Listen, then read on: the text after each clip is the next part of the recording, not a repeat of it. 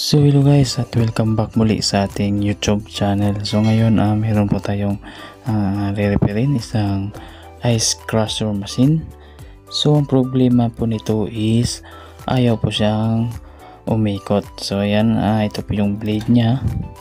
At saka sa tingin ko po is nabuksan na po ito dahil nawala na po yung isang screw. So hindi na po natin i-try i-test. So ayan guys, binuksan ko muna at i-check po natin yung capacitor kung hindi ba bloated. So ang una po nating i-check is yung line papuntang switch. So ayan, kung napapansin nyo po is wala po siyang load na resistance value. So ibig sabihin is open po yung ating wiring. So ngayon guys, i-check po natin, gamit po tayo ng buzzer mode. So ayan, so check po natin yung linya papuntang switch kung buo pa. So ayan, kung napapansin nyo po is buo pa yung line nya. So ibig sabihin is from the plug papuntang switch is wala po siyang putol. So ngayon, check po natin yung switch kung nagko-contact pa yung switch natin. Ayan, so okay naman yung switch. So ngayon, check natin yung mga connection dito sa motor nya. So ito na nga guys, napansin po natin na mayroong naputol na linya. So ayan yung kulay blue. So yung wire na yan is papunta doon sa itaas, yung pinaka main switch nya. So ito po yung switch nya, yung limit switch.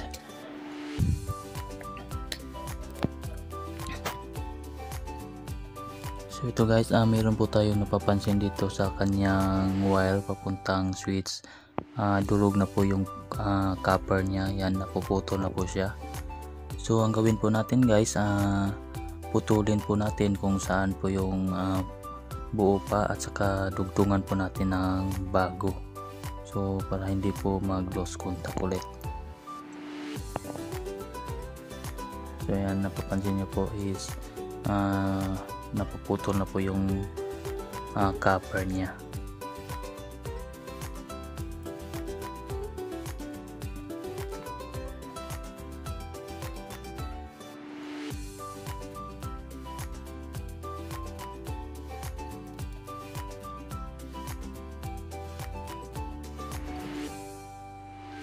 So matapos po natin madugtungan ng bagong wire, make sure lang po na gumagana po yung ating limiter switch. So ibalik lang po natin. So make sure lang po na yung clip niya, yung handle clip is swak po or naka-fix po yung handle clip niya sa may limiter switch, yung may spring. Kasi yan po yung magtutulak sa ating limit switch para umikot po yung ating ice crusher. So yan, so make sure lang po na nagbabuzzer po yung ating limiter switch. So ayan, so yan, so ibig sabihin okay na po yung ating limiter switch. So ngayon, idugtong po natin ulit kung saan po naputol yung wire kanina. So make sure lang po natin na tama po yung ating connection. Kasi pag mali po yung ating connection, yung line natin is dalawa po ang pwedeng mangyari. Either mag-uugong po yung motor or magre-reverse po yung ikot. So make sure lang po natin na tama po yung ating connection.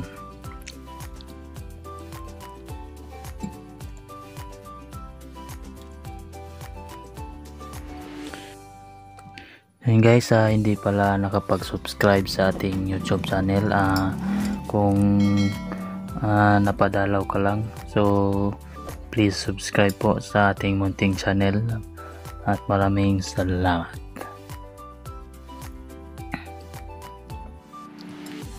So ayan, naidugtong na po natin. So lagyan po natin ng hinang para hindi na po siya mag close contact muli.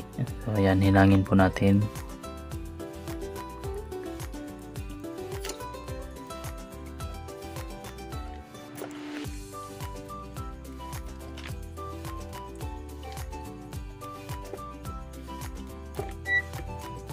So ito na guys, at naibalik na po natin.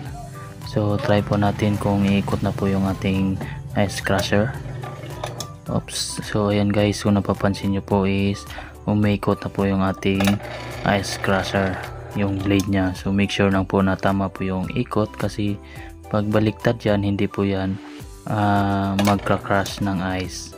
So ayan, kung napapansin nyo po is tama po yung ikot nya. So ayan. So ibig sabihin na okay na po yung ating ice crusher. So ibalik lang po natin yung mga screw at okay na siya. So try natin ulit. So ayan, okay na. So thank you for watching and please subscribe. Babus.